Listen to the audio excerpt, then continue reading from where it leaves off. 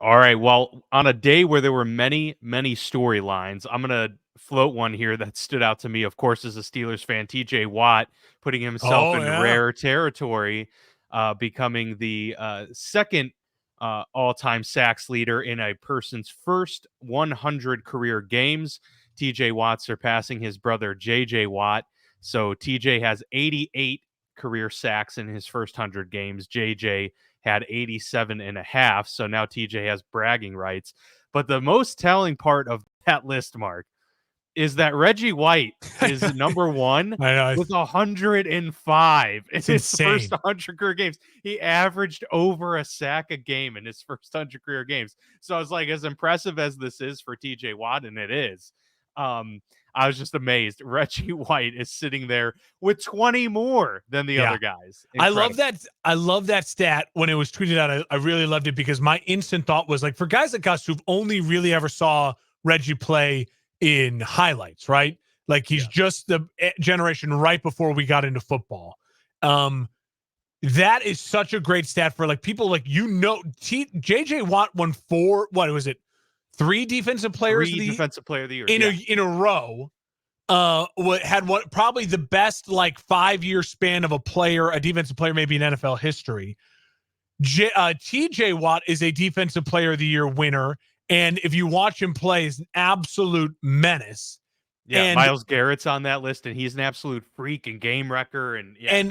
and all of a sudden Reggie White was them and more. Like, I mean, he was like, that's how impressive. So when anyone talks about, when one of the old heads talks about Reggie White, and you young whippersnappers out there, understand the respect on that name. I mean, because that dude, there's a reason why he is one of the top 10 greatest of all time.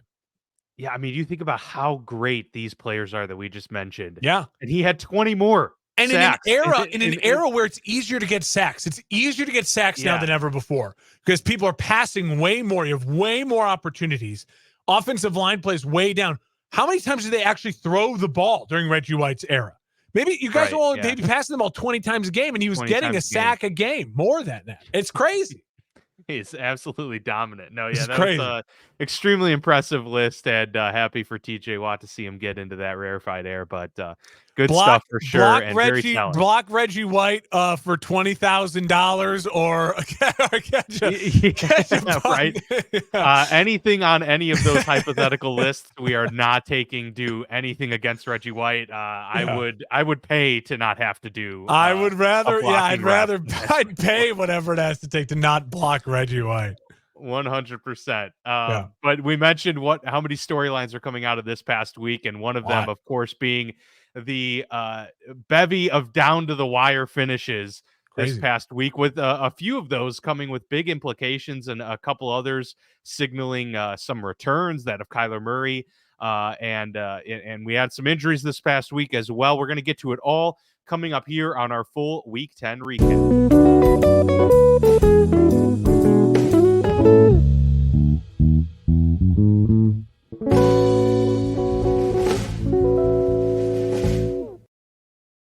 Transform your body into a canvas of exquisite storytelling and profound self-expression with the skilled hands of Ryan Allison. Craft custom masterpieces that tell your unique story together. Ryan specializes in color tattoos as well as black and gray. He also practices a diverse range of styles, whether you're passionate about anime, fantasy, mythology, pop culture, video games, movies, the esoteric, nature, creatures, dot work, black work, or you have your own ideas. Ryan embraces your distinct vision with an unwavering commitment to passion, precision, and originality. Each project he undertakes is a labor of dedication, a fusion of research, artistic ingenuity, and profound symbolism. His commitment to authenticity is nothing short of remarkable, infusing his very soul into every creation. From half and full sleeves to bodysuits, awesome back pieces, to majestic front panels, Ryan is the artist for anyone seeking powerful, breathtaking artwork. With every stroke of his needle, he weaves a tale that's as unique as you are. Don't settle for ordinary tattoos when you can elevate your ink to the extraordinary with Ryan Allison. Embark on your creative journey by booking a consultation with him and proudly exhibit your story on your skin. Visit Ryan at Why Not Ink Studio in North Park Mall, or check out his portfolio online at ryanallison.art. Ryan Allison Tattoos. When you choose me, you're not just getting a tattoo, you're getting an experience.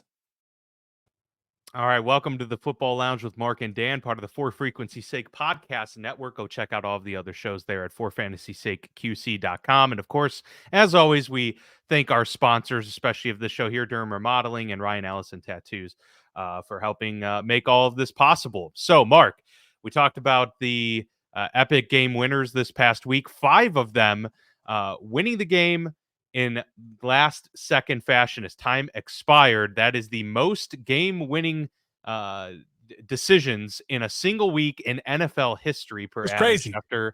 And so that obviously tells you what kind of week this was. And we also had some, downers from some teams, some unfortunate losses.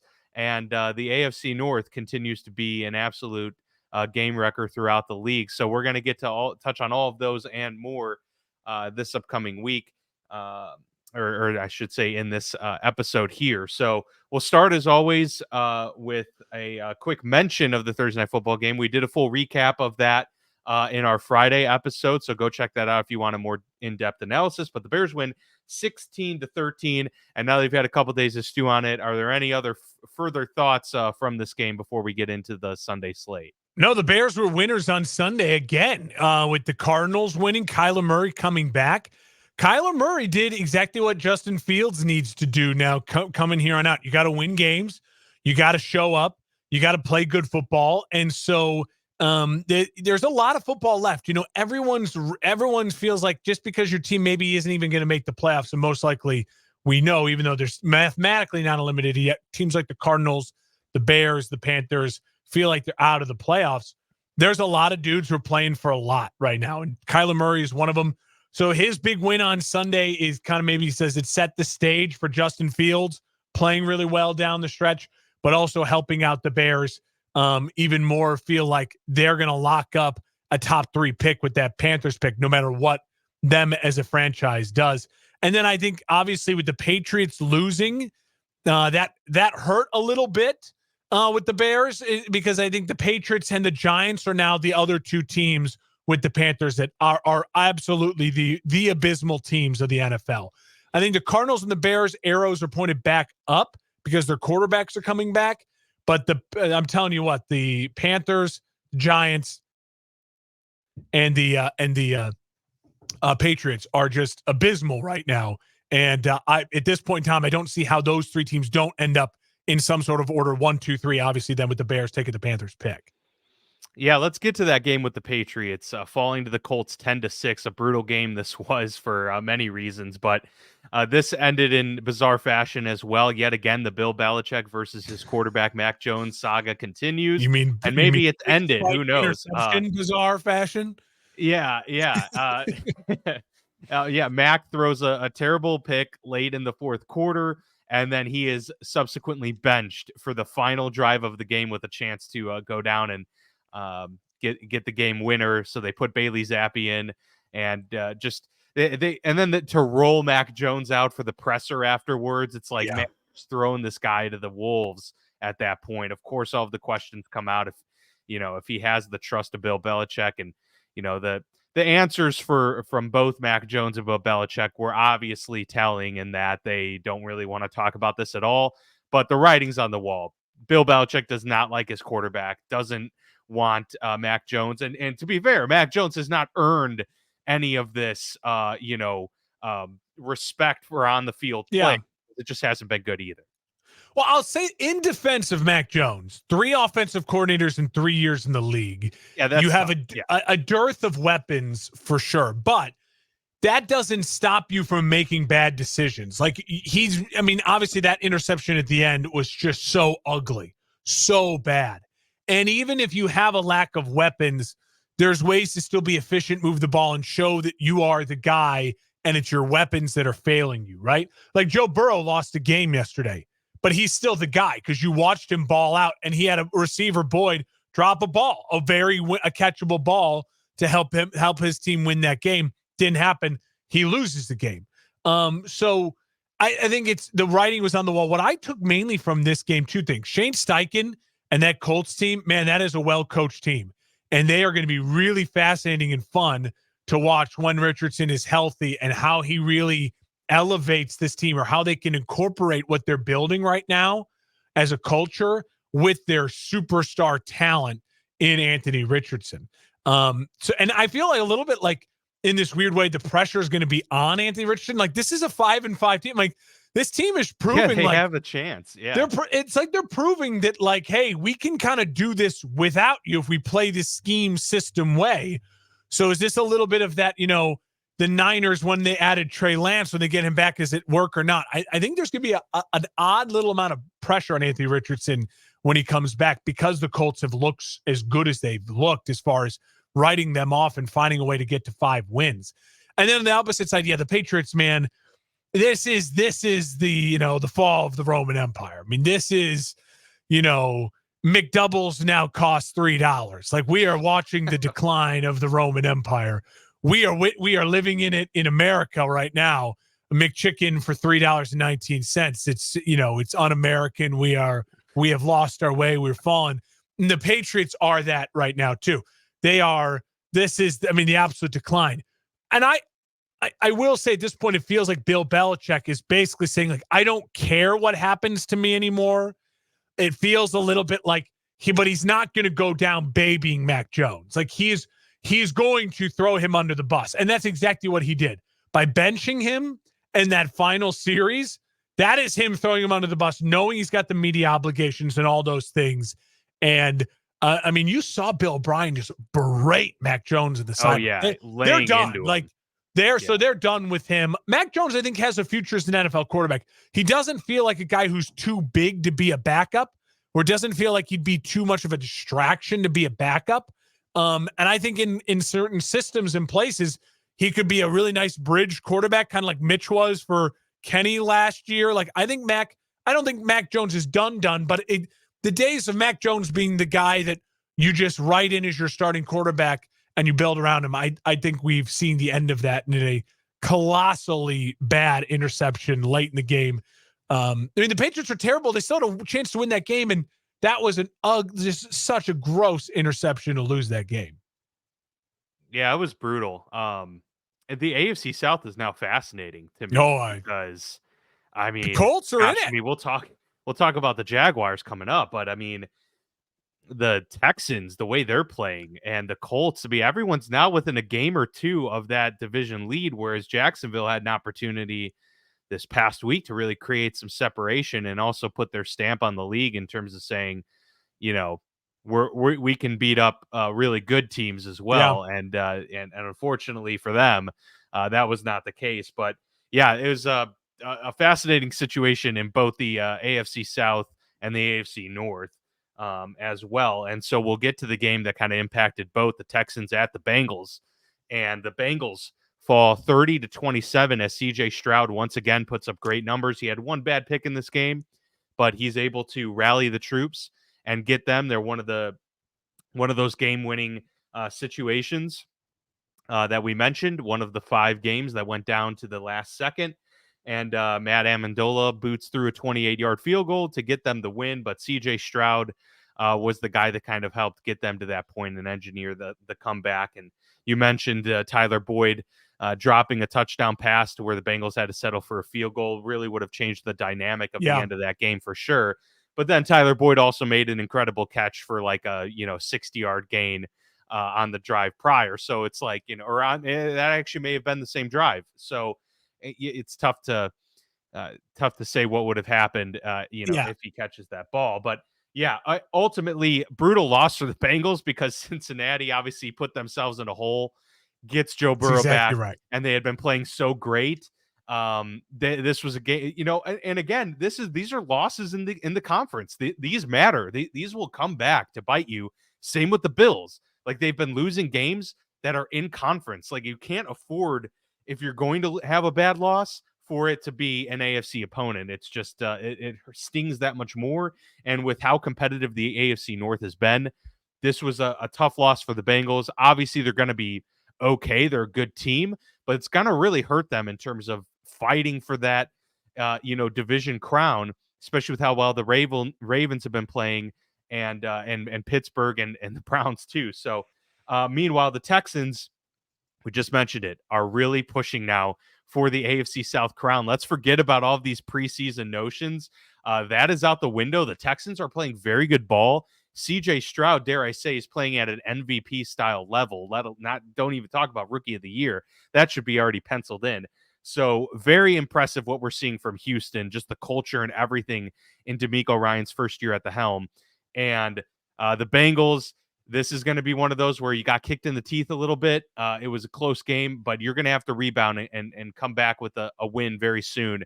Otherwise, this division could get away from you, and all of a sudden you're scratching and clawing to get one of those wild card spots. You nailed it. I mean, you said everything. Really, there's what about the Bengals? Yeah, I went on a little. Well, no, but I mean you did. I mean the Bengals absolutely. When you start slow, I mean, last year they started slow, but then I think they won like 10 in a row. It was something crazy. Like you give yourself very little margin for error. I don't think there's anything to panic if I am a Bengals fan losing to a very feisty, talented, up-and-coming Texans team on the road in the way they did. If you look at the injury report, they were missing Hubbard, they were missing Higgins. Like they certainly weren't at full strength, and so that's a problem for the Bengals too. Like you got to be in a healthy position to win games, especially on the road. I'm not panicking if I'm the Bengals yet, because you still have important games coming up against your own division with the AFC North, some big ones that'll really decide everything, like Thursday night coming on up, Bengals, Ravens. That is going to be a colossally important football game coming up this week. And finally, a really great Thursday night football game of the year, finally, too. And with real implications. So that's really exciting for us as fans. So I'm not panicking yet. Depending on what happens Thursday night, Bengals fans could be in a real trouble.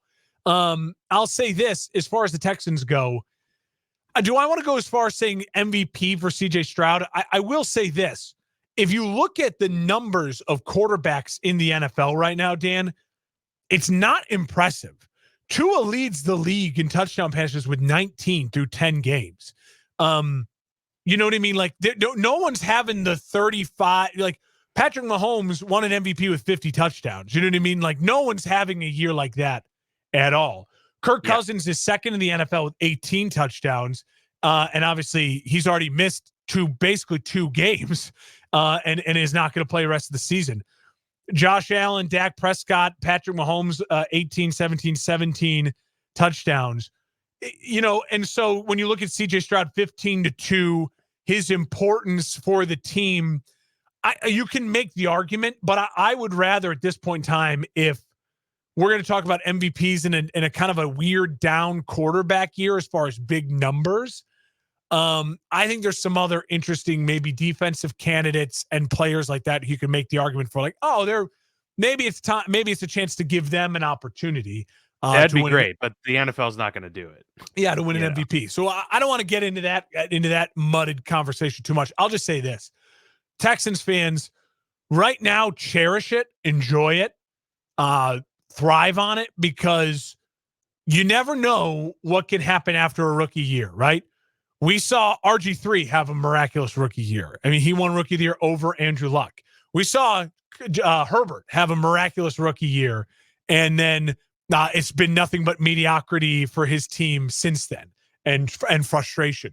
So enjoy it, have fun with it, and hope that the culture and the base that you're building is something to build off of. It feels like it is, because there's a lot of young players. It's a young culture. Everyone feels like kind of this weird us against the world mentality, and Stroud is playing really, really electric football. But they are absolutely alive in the AFC South, because the Jaguars are absolutely on phony alert. I mean, they got the pantsed on national TV and embarrassed. And it was a chilly day when they got pantsed. I mean, it was like that's the kind of embarrassment they're struggling with right now in Jacksonville. The Minnesota Vikings at home with Josh Dobbs finally getting to know some of his teammates' names. What a win! Having a locker, gets a win and looks good. I mean, man, This is wild. It's almost making me think like, man, the Steelers should have just kept Josh Jobs all along and not shopped him around. But the Vikings win 27-19. Derek Carr gets hurt. His injury could be concerning here, but Jameis Winston does throw a couple touchdowns late in this game, including an amazing touchdown catch by Chris Olave. Yeah. But Josh Jobs, runs it in again, engineers, late heroics. Already kind of establishing a rapport with TJ Hawkinson and company. So, look out. The Minnesota Vikings are playing some good football, and they're still 6-4. So, we'll get to the Lions not too much longer down in this episode, but the NFC North battle could be an interesting one and shaping up. I mean, we thought once Kirk Cousins went down and the way they were trending, it was not not looking good for Minnesota. All of a sudden now, they are still very much alive in the division. For the Saints, they're at 500. Starting to be a little concerning, especially if Derek Carr doesn't play. I just don't know where this team is going. Jameis Winston looked pretty good, so it's like maybe they're in better hands. I feel the opposite. I'm ready to say if I'm the Saints, like I would sit Derek for precautions and see how Jameis handles a start, because the offense moves better with Jameis Winston. Like Jameis turns the ball over, but my God, he's willing to give you they have so many playmakers. He's willing to give the playmakers a chance. And so if I'm a Saints fan right now, and I get it. You feel like you got Derek Carr to as part of this all-in move. But Jameis Winston, I feel like right now with this team, the way it's constructed, gives your team a better chance to win football games. I oddly feel that way. I don't think that's crazy. At least it's more fun to watch too. Like, it's just entertaining, more entertaining football. But on the other side of this with Josh Jobs, I'll say this. As a Bears fan, I love what's happening in Minnesota. I love it so much. It makes me so happy, because this is the type of thing that gets Josh Jobs the starting job next year. And then they have like this Geno Smith where it's just like, oh crap, wait, did we really invest in Josh Jobs? Why did we do this? Oh, we're putting ourselves behind a ball. And they're winning, so they're not going to get a high pick. Exactly. Like I'm loving this. I'm loving this. I also, in just football fashion, I love the story. I'm a fan of Josh Dobbs and what he's doing and everything. It's really fun to watch. And because I still don't think Minnesota certainly doesn't have a Super Bowl ceiling, but if they get Justin Jefferson back and Dobbs, this miracle run keeps going, there's nothing to say that Minnesota could not make a run as a wild card team. Absolutely. Sure. Especially in a conference like the NFC. So it's going to be fun to watch. And if you're Minnesota fans, again, roll with it, see what happens. And then hopefully for all of us rest of the NFC North fans, they commit to Josh Dobbs and it sets their franchise back a couple of years. That's fine with me. And they don't find a way to team up Drake May or Caleb Williams with those wide receivers and those weapons. That would be A-okay with this guy. I will say in finality, Kevin O'Connell. What do you say about him, the head coach of the Vikings? Everyone's talking about Dan Campbell, coach of the year. I totally get that, and I'd be very supportive of that. But how is he not right there? It's second. 1-4, team left for dead. Justin Jefferson goes down. You kind of inspire your guys. Everything was going wrong for the season. Remember, weeks 2, 3, 4, we were talking about another one-score loss. It's opposite. Yeah. He has found a way to turn this around with a great coaching job. And listen, it's not like they're going out there beating, the Eagles and the Chiefs every week, but they're winning some games that it's surprising, frankly, with what they have and the situation they're dealing with. So credit to them. And I continue to pray that they fall in love with Josh Dobbs and they sign him to like a 2-3 year deal at the end of the year. And then Justin Jefferson's demanding a trade by week 8 next year. That is truly what I just want full disclosure with our listening audience. That is what my brain is working on right now. Well, with some of these candidates for coach of the year, I agree, Kevin O'Connell in that conversation. Another person in that conversation, I think at this point has to be Mike Tomlin, who has gotten the Steelers now to 6-3 despite not much from his quarterback at all. The Steelers pull out a 23-19 gritty victory over Jordan Love and the Green Bay Packers.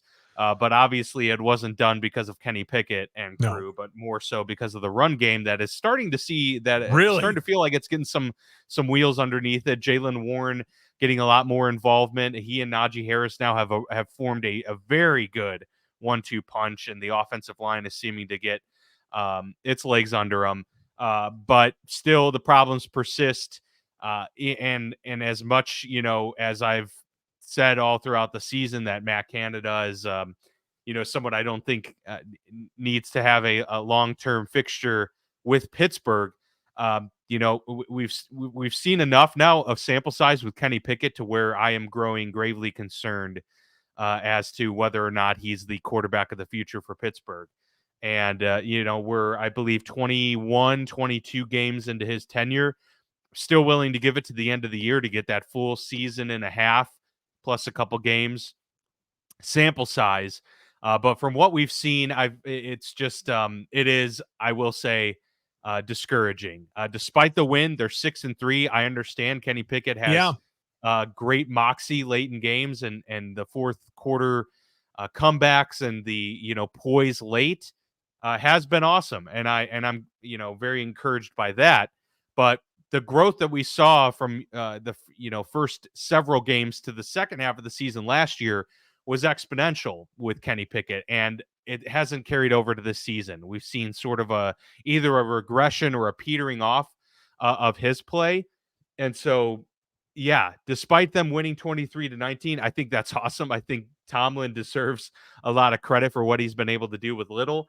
There's still a lot of concerning elements. This has a feel for me, Mark, of what the 2020 Pittsburgh Steelers were able to do, where they went 11-0. Yes, right, and they were the only undefeated team. And agree. It was like, wow, this is like very impressive, but it never felt right the whole time. It always felt like concerning each game, and I'm like, oh, that's great, we're winning, but man, this doesn't feel like a team that can win a playoff game.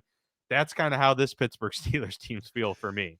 Kenny Pickett has 6 touchdowns through 9 games, and Kenny Pickett has less touchdowns than Deshaun Watson, Jimmy Garoppolo, Bryce Young, Gardner Minshew.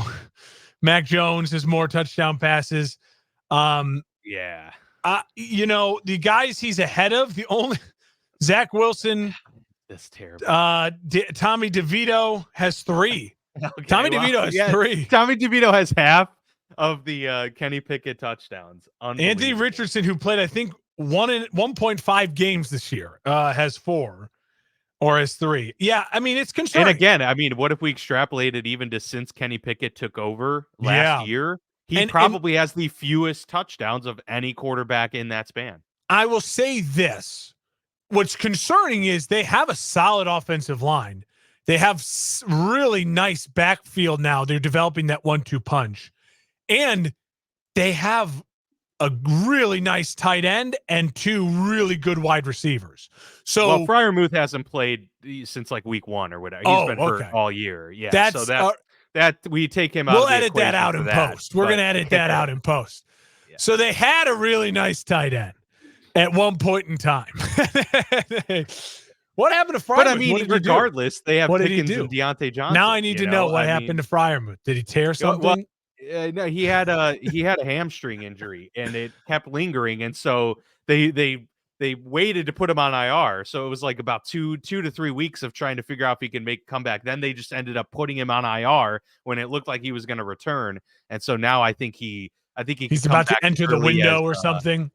I think week 12 will be the first for him to come back. But yeah, I mean, they have missed him for the vast majority of the season. But regardless, they've had Deontay Johnson, George Pickens, and those 2 backs you mentioned. So he's got weapons. Yeah, he's got. That's the bite that I should have ended there. I should have pulled a Colin Cowherd and not started to name names and just say he's got weapons, and let you fill in the blanks. But I think it's obviously. I 100% agree with you. It feels like that 11-0 Steelers team where you're like, this is not going to end well. Eventually, it's going to end with a 44 to the 13 blowout in a wild card game. You know what I mean? Against a team that actually can score points.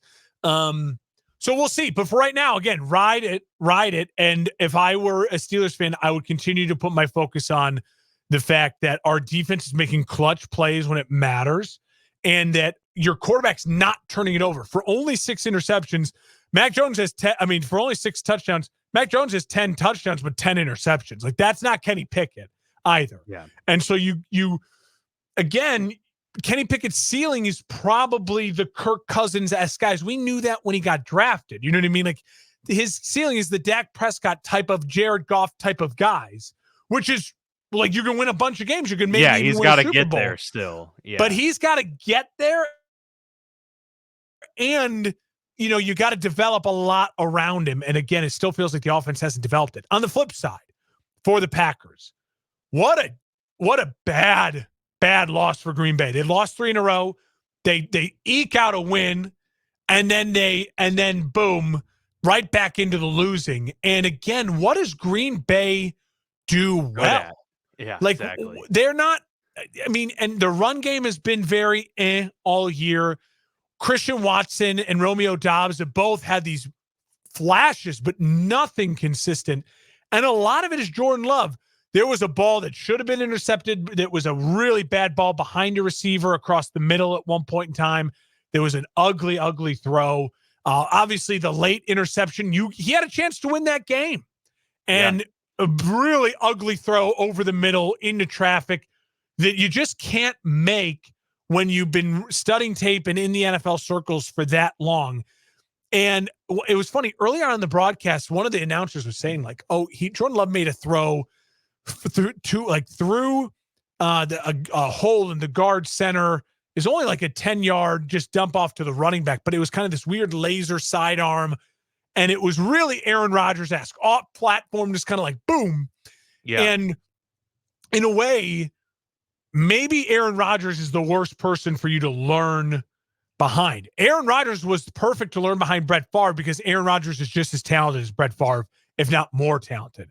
Yeah, but if you can improvise. But if you're not as talented as Aaron Rodgers and you learn behind him, and you're just like, you're watching that film for 4 years, like digesting it, and you're in practice with a guy who's just off platform, and you're just, let's be honest, Jordan Love for 3 years has known he's not starting. Like, it's not to say that he hasn't been maybe working his butt off, but you get creative. You think, in practice I can do this, in practice I can do that. I don't know if they just too long on the bench, too late on the bench, but the Packers, they're in a world of hurt. I mean, what do they have going for them positive right now as far as what they do well identity-wise? I don't know it. And they have a quarterback who looks very much below average. He looks very much like he belongs more with the Mac Joneses and less with the CJ Strouds.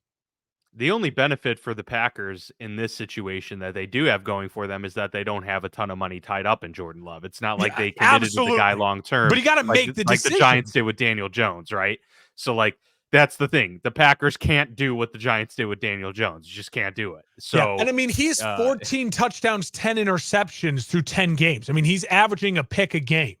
Yeah. That's way too much. And those touchdowns, those first 2 games where he threw 3 touchdowns each. He had if you take out a couple, he had 6 in 2 weeks. Yeah, exactly. So you take that away, and he's playing some really bad ball in the last 6 weeks. There are a lot of quarterbacks coming out in this draft that are getting a lot of praise. We'll start talking about them more. To be honest, my gut says there's only 3 names that I'm actually really trusting in. People keep listing off 4 or 5 other guys beyond the big 3. I'm just letting everyone know right now, when we get to that point, I'm having a lot of trouble digesting the J.J. McCarthy's of the world as a first-round pick. It seems very like a disaster waiting to happen if you're asking me. I'm confident with Caleb. I'm confident with Drake. I think Michael Penix can make every throw. I like those 3 guys. There's not a lot I love beyond those 3. Just want to put that out there. That's fair. That's fair. Yeah, it'll be an interesting offseason for us to discuss, because the quarterback class is the best we've had in a few years for sure. Yeah. So Really looking forward to seeing how those things shape up. The Buccaneers at home against the Titans get a win. So now Tennessee is 3-6. Brutal. Now it's just, definitely got to see what you got in Will Levis, I think, moving forward. Yeah. Buccaneers, though, 4-5. They are now staying afloat. They're a game out from, taking the lead in the NFC South. So, look, I mean, the Saints losing again. This is good stuff for Tampa Bay. Hopefully for them, Baker Mayfield, his thumb isn't a long-term problem, but he did injure his thumb, and so that's a questionable return for him this upcoming week. But they win 20-6, and so the Bucs kind of just staying afloat right now, and they still very much have an opportunity to take this division, especially if their car is hurt and if the Saints, start to fumble their way through the next few weeks. The opportunity is there for Tampa to strike. Yeah, the Bucs. I'm done trying to predict what the Bucs should do and what they will do. Yeah, I'm done. Like on my Saturday show, I was like, "This is the point in time where the Bucs fall apart." And Will Levis on the road, I think he's going to score. And and I picked the Titans to win. And it's like I'm done. Like I'm just done trying to predict the middle of the road teams and figuring out what they're going to do. I'm just going to stick to reacting to what I watched. And what I watched is a Bucs team that. You forget how many veterans they have on this team. And there's a lot of veteran talent that's won and played in a lot of big games. And these are all dudes that are playing for their future, that are playing for, whether it's with Tampa or somewhere else. And they're definitely, in a weird way, they feel like motivated to win the division. They feel very motivated to win that division. And I don't blame them at this point in time with the way the division is shaking out. It's so winnable, yeah. Yeah, for the Titans, they're doing exactly what they need to do. Invest in Levis, let the kid play, let him make mistakes. I thought there was, again, a lot of good, a lot of shaky, but that's what you expect from a rookie. He's having the more traditional rookie season. CJ Stroud's on this insane trajectory. Bryce Young and Anthony Richardson are on like the opposite end of the trajectory of what you want your rookies to do. Levis is having that, kind of traditional rookie season.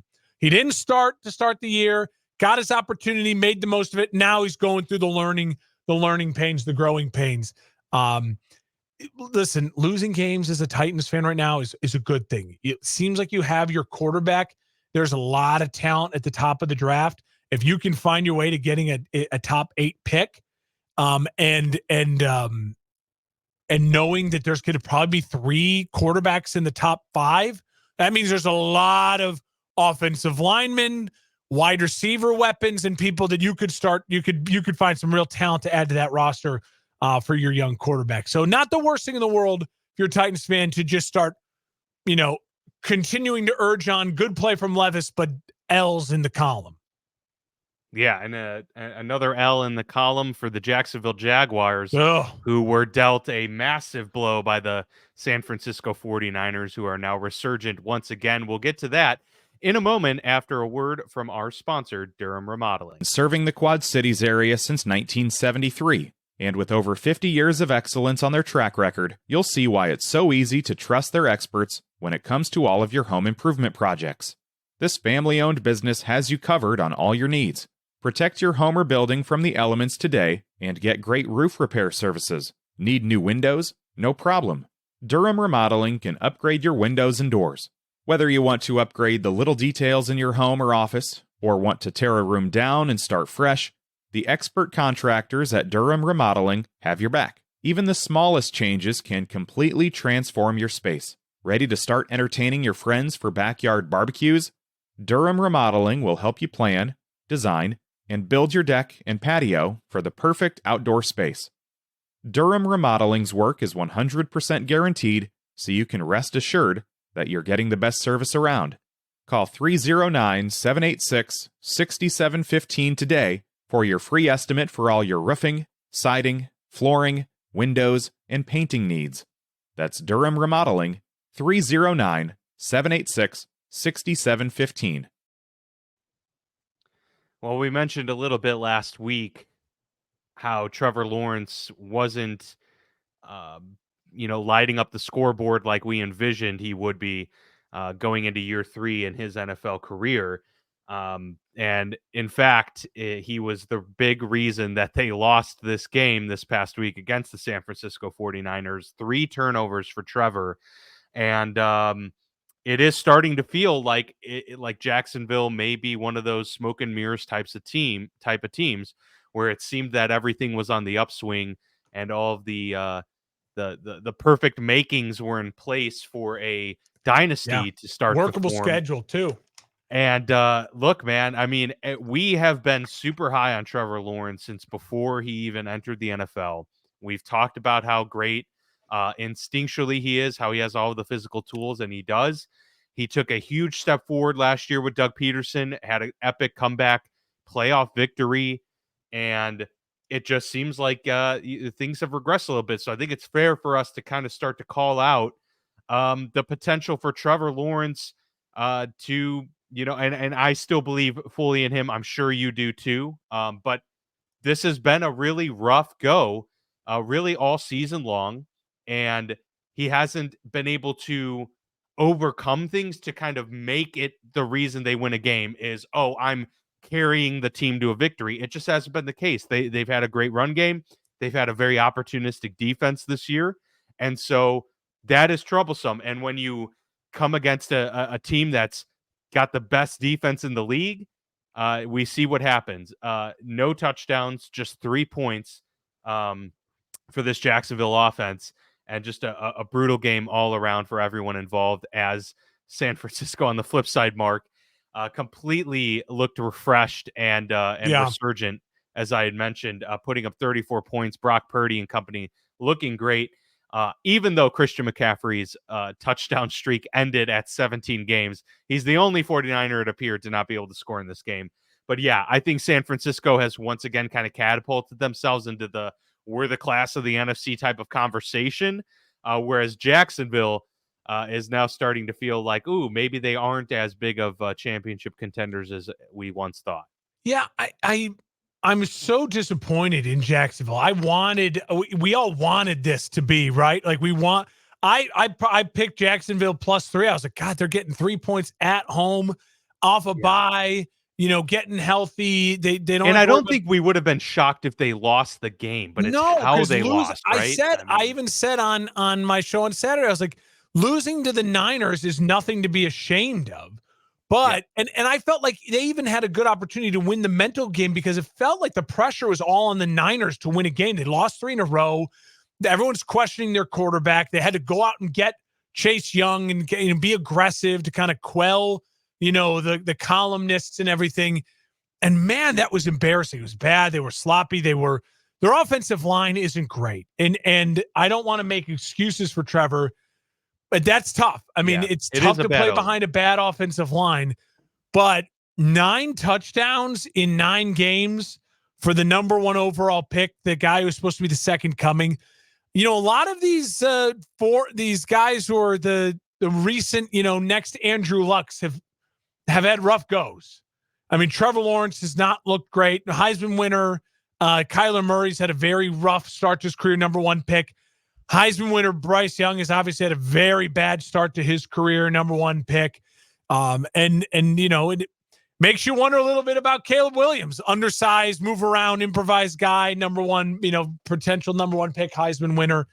And just it's been bad. It's been bad. It's hard in the NFL. It just shows you how hard the league is, right? Yeah. And he has an opportunity to. The season's not over. They're still in first place in their division, but he's got to ball out. He's got to start balling out. He's got to start, producing in a way to where it's like, oh, he is putting his team on his back because.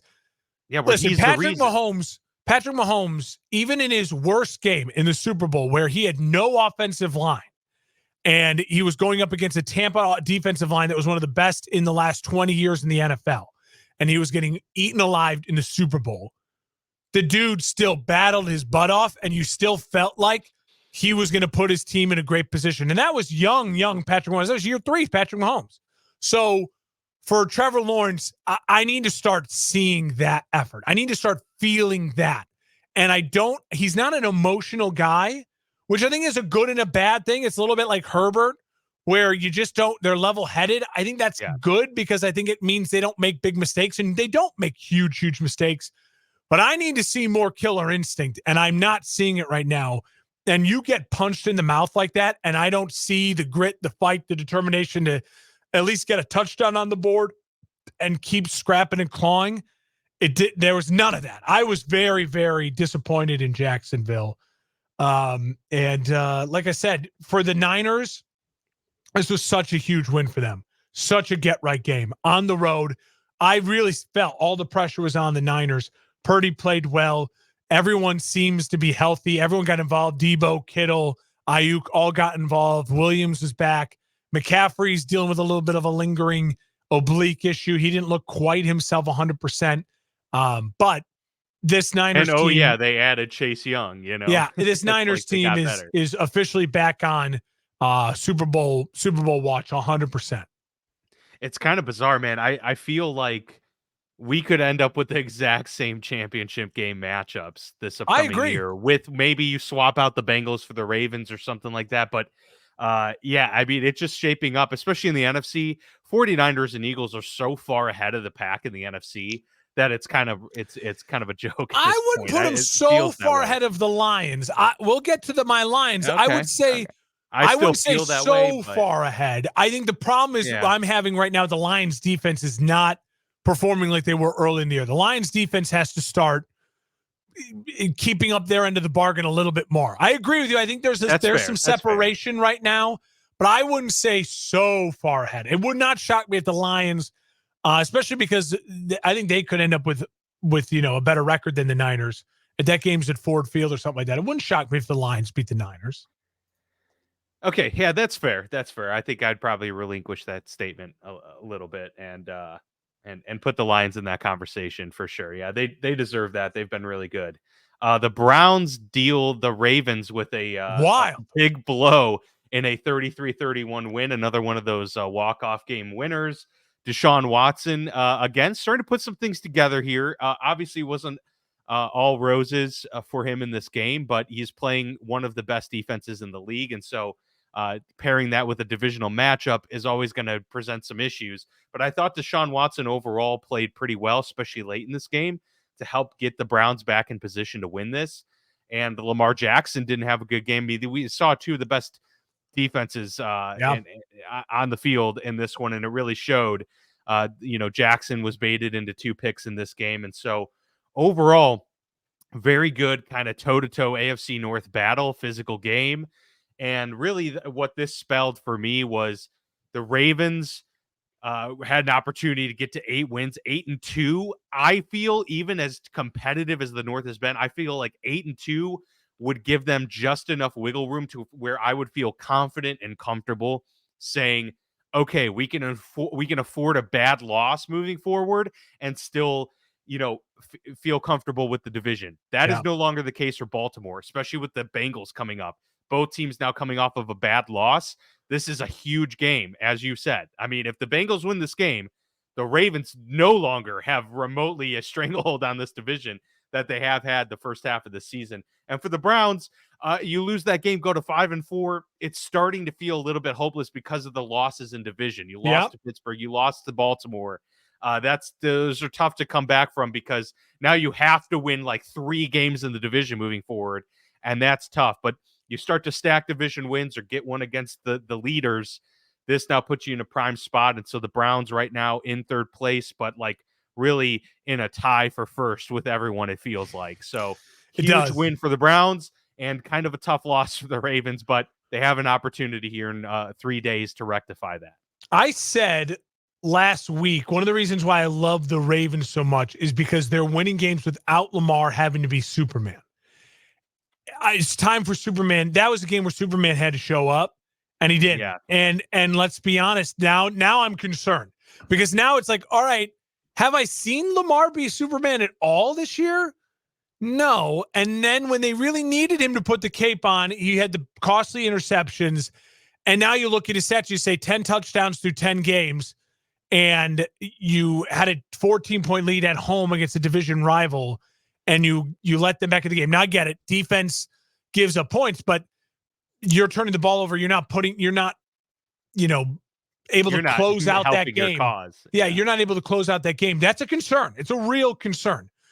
The AFC North is the one division where I literally can say to myself, if the team is playing another team in that division, it's a coin flip. Like, honestly, like the underdog will probably win. Like, honestly, whoever's the non-favorite in Vegas's eyes, bet them to win, because it just seems like they read the press clippings extra hard that week, and they scrap and claw and fight, and they upset the team.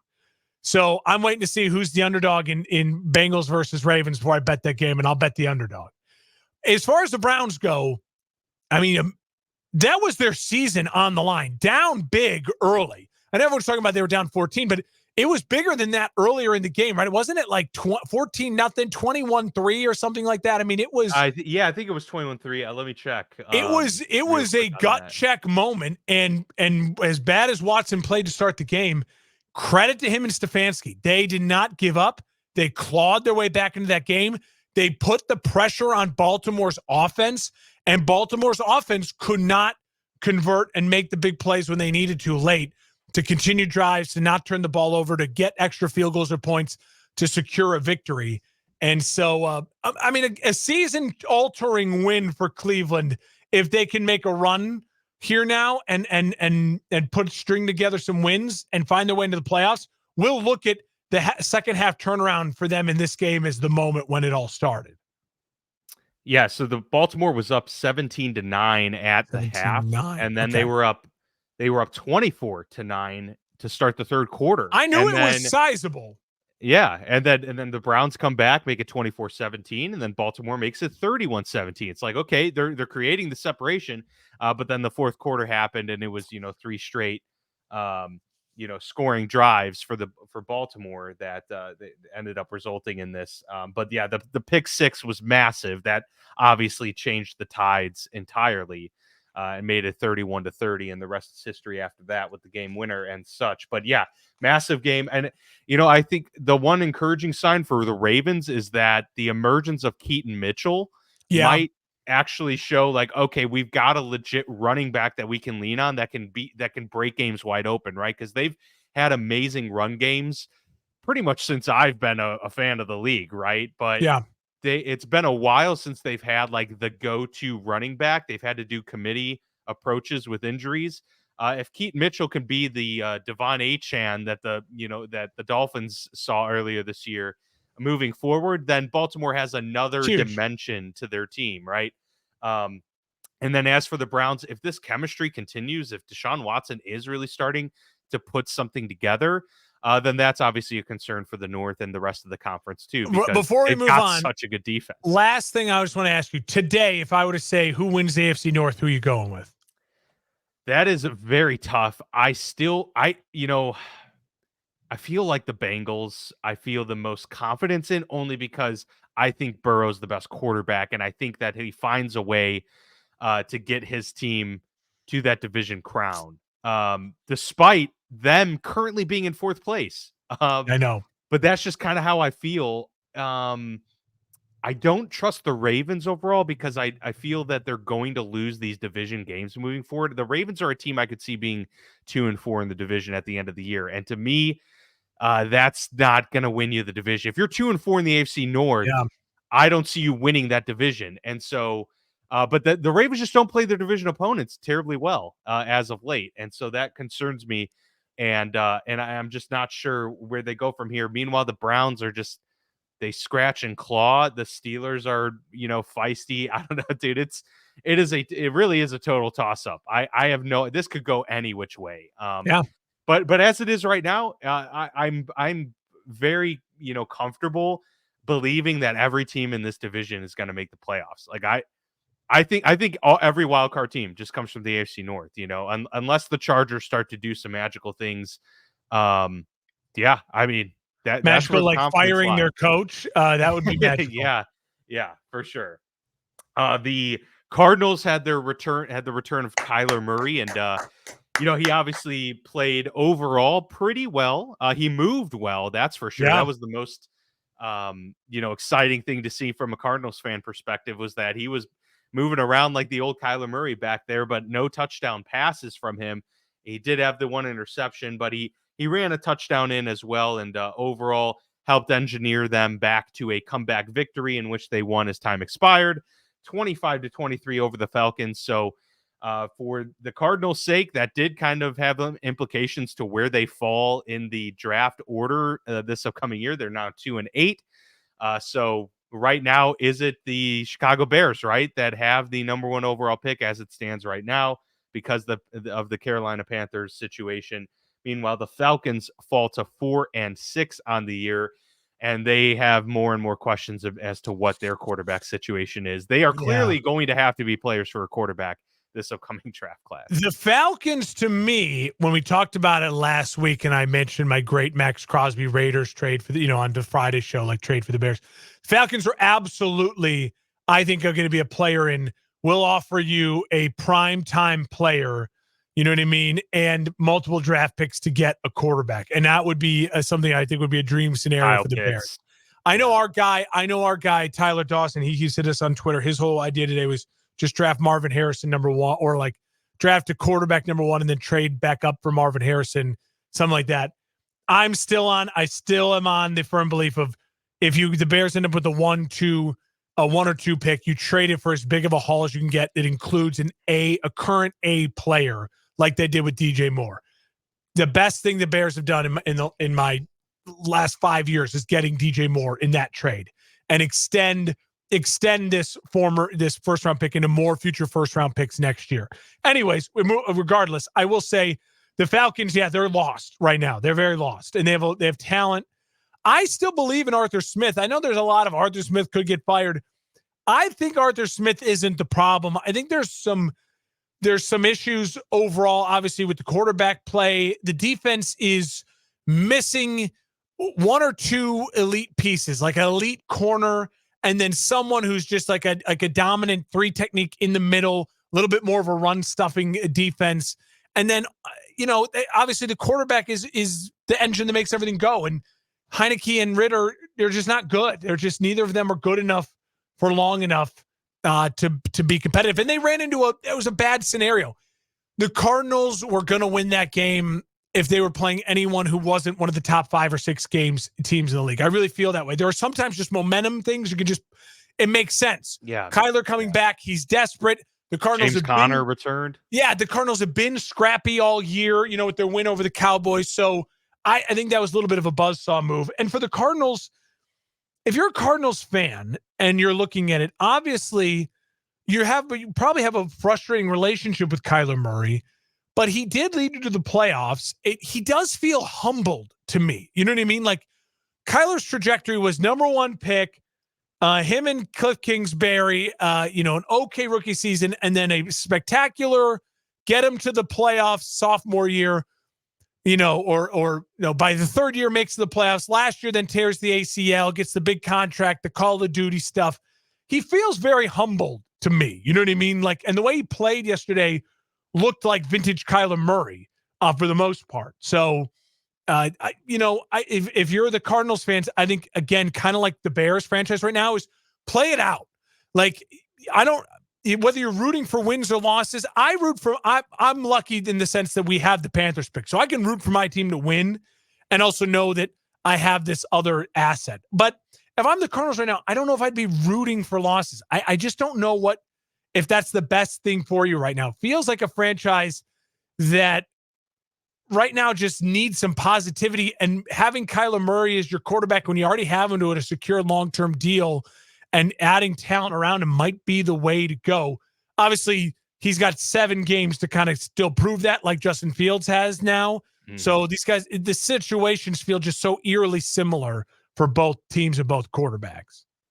Yeah, they really do. I agree with that, actually, because I think Kyler Murray is the quarterback for this team moving forward. Obviously, they've paid him as such, but anyone can get out from under it if they need to, and they could have drafted a quarterback if they really wanted to and move on entirely. But if they believe in Kyler as, we're still going to rally around him, then try and win some games. You're probably not going to make it outside of the top 10 at this point anyway. So you'll be able to get a really good player, whether it's another, tackle or something to protect him more, or another weapon in the receiving game.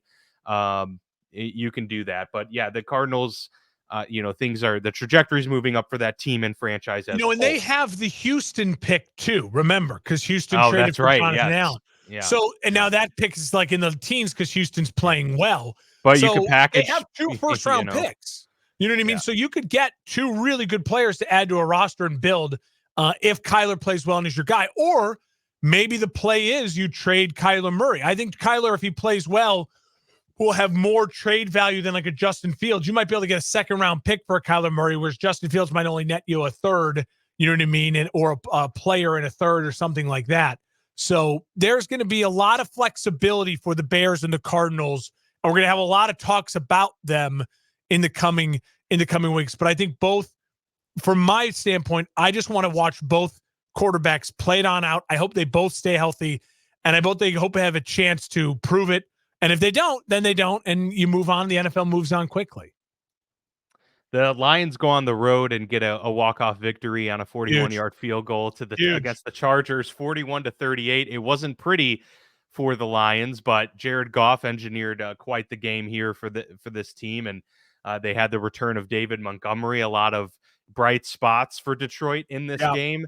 Their defense obviously gave up 38 points. You never want to see that, but at the end of the day, they had the game-winning drive that resulted in the field goal to catapult them to 7-2 on the season. And on the flip side for LA, they fall to 4-5 and now are very much on the outside looking in once again. There may not be a hotter seat in the league right now than Brandon Staley, given how much talent this team has and how underperforming they've been, especially when the defense consistently year in and year out has been poor, despite Brandon Staley, that being his side of the ball. We've said it. They should fire him. I mean, like at this point, it's bad. Like it's really bad. This team has way too much talent to be making and it's not like the Bears are bad and you watch them and it's like, oh, they're just so poorly coached. It's like there's no coaching. Like guys are wide open on the back end of that defense.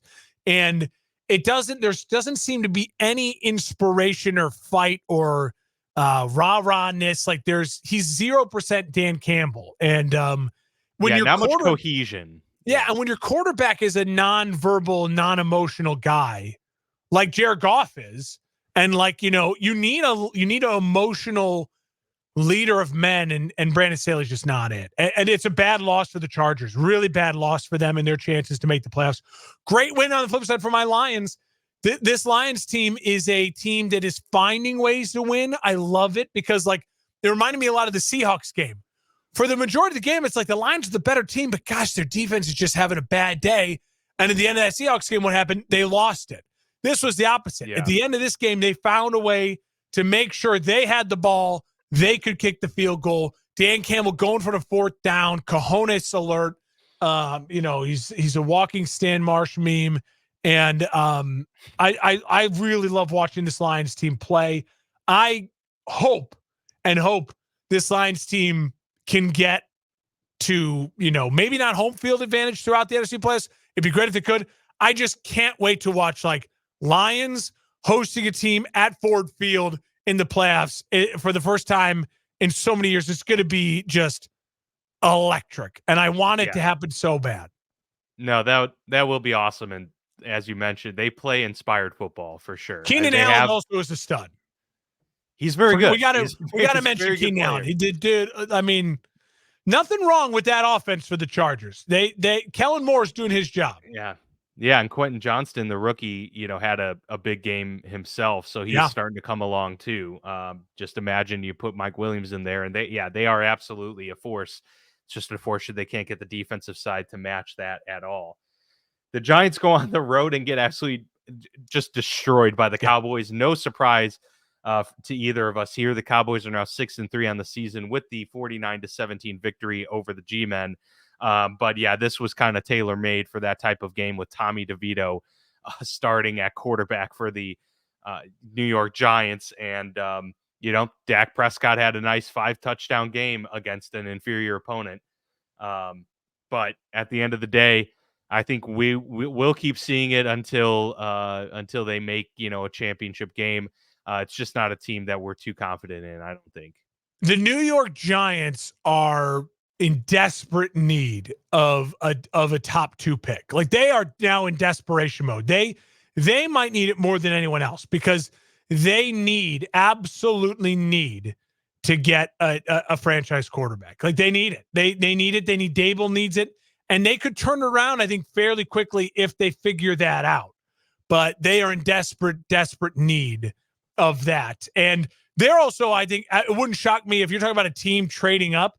Like, talk about a team that really needs like an elite weapon and an elite quarterback. Like, they're the team that desperately needs more than anyone, Caleb Williams and Marvin Harrison Jr. Yeah, they need that double dip. They are disgustingly bad at moving the football, and part of me is starting to question Daboll, but the other part of me just goes, what's he got to work with? Yeah. And they failed so bad at the front office in that Daniel Jones contract, and we're seeing it in play out in front of our eyes. I mean, they were getting embarrassed for the Cowboys again. Yeah, don't believe in them, but hey, they did exactly what they needed to do. They blew out an inferior opponent. Great, check mark, check in the box, move on. Good for them. Yep, 100%. The Commanders fall in devastating fashion for Washington to the Seahawks, 29-26. They're battling still. They are. They're that feisty team for sure. Sam Howell had another big game. So it's kind of hard to make of Washington's situation because it's very Ron Rivera, right? They're just good enough to like be competitive and get by, but they still need something to actually push them on the tracks to where they can actually start to build some momentum as a franchise year over year.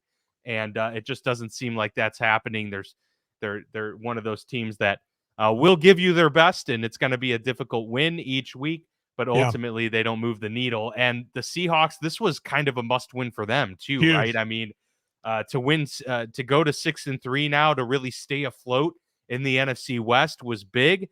Obviously, they're playing in a lesser than conference, so the window for them to make the playoffs was still going to be open, even if they lost. But this was a big win for them to get some more confidence again, because this team really had not been playing terribly well throughout this season. Ken Walker, had a couple big moments in this game, so they can get the running game maybe back on track a little bit. Geno had some, timely throws in this game. He had 369 yards and 2 touchdowns. So it really felt like a get right game for Seattle. And, yes, they won in, down to the wire last second fashion, but you'll take a win any way you can get it. And the fact that they're 6-3, it's kind of like the Steelers. It's like, yeah, it doesn't feel great the way you've gotten here, but you're here and you're in the playoffs and you're still competing for the division crown. And so in that regard, you got to feel like, Pete Carroll and company are pleased, at least in the situation they're in. Hey, they took care of business. The Commanders are doing exactly what we said after the trade, right? They've kind of waved the white flag, but also while wanting to see their young quarterback play well. And that's exactly what this game was all about. Drake May played, not Drake May, saying the other UNC quarterback, you know what I mean? Drake May, Sam Howell, he played really well. Like he didn't lose them this game. And you absolutely, I now feel like you build around Sam Howell. If you're Washington, you just need now to retool around him and probably make a change to the head coach. And then if you are the Seattle Seahawks, you did exactly what you need to do. You beat a game, an inferior opponent came to your building. It was tough, but you found a way to win the game late. You played well offensively. Tyler Lockett, nice game from him. I feel like the first time we've talked about Tyler Lockett all season long. And then you have everything in front of you. They play San Francisco 2 of their next 3 games. So you have it in front of you. Can you find a way to at least split with San Francisco and stay alive in this division? It'll keep you alive in the wild card. They're going to be a wild card team at this point in time. They're too talented not to be, especially in the weaker NFC. So now it's about, can you stay alive in that division? 2 of your next 3 are against the Niners. Aaron Rodgers has signaled a return by mid-December, somehow still floating these things out. But it might not matter because the New York Jets fall to the Raiders 16-12 in just a terrible Sunday night football game. Not fun at all. Jets are now 4-5. It's just I don't know where they go with the quarterback position. At this point, it seems like you just have to stick with Zach Wilson. But like, well, it that's what can't hurt Robert to go to Saleh Trevor said. Siemian. Did you I hear know he that keeps quote? saying it. That no, quote, I didn't hear this. It one. was he was on a New York radio show, and this was last week after the loss. He had said basically they asked him, one of the guys, the radio guys, like, why not see what the other guys on, Trevor Siemian, he's a pro, he's a veteran, like why not see what they look like with this starting group? And literally Robert Saleh had to say, he started to do like a coach speak, like, well, it's just that, and he could just tell he didn't know what to say, and he just said, I don't know. I plead the fifth. Like basically saying, Wow. people have told him, you're starting Zach Wilson no matter what. So you're absolutely right when you say that. They are in a situation where basically the ownership and the general manager basically said, you got to play this kid. You're going to play him. We're playing him no matter what, and no matter how bad he is. And I feel like at times in the last 2 weeks, if they had maybe had anyone else, if they had Josh Dobbs, if they had Trevor Siemian, even maybe they win one of those 2 games and stay alive. Absolutely right. Yeah, well, at least 2-0 for Antonio Pierce in Vegas. Good for him. Yeah. I mean, hey, it's he's earning the job. The interim coach getting 2 in a row. It's a rare thing to happen in the NFL. I like his policy of letting the practice squad guys on the sideline. I think that's cool for home games. Yeah. Yep. Because he's very much like they're part of the team. They do all the work, and most teams don't do that. I think that's a really what a great way for an interim guy. And he's got a Dan Campbell, Mike Vrabel, former player, passionate CEO type of vibe to him. Yeah, the players like him. And I think at this point in time, he might be all that the Raiders can afford. Yes, for sure. Well, we've got a big Thursday night game, obviously, as we mentioned, the Ravens and Bengals coming up here in a couple days, so that should be very exciting. And then, of course, another full slate of games as they become more and more meaningful as we get well into the second half of the 2023 NFL season. So stay tuned for more episodes. We appreciate the follow, any likes on social media, and, of course, YouTube, and subscribing there as well. Appreciate all the support from everybody and our sponsors. But for Mark, I'm Dan, and this has been the Football Lounge with Mark and Dan on our Week 10 recap episode. We'll see you back here for more action next week.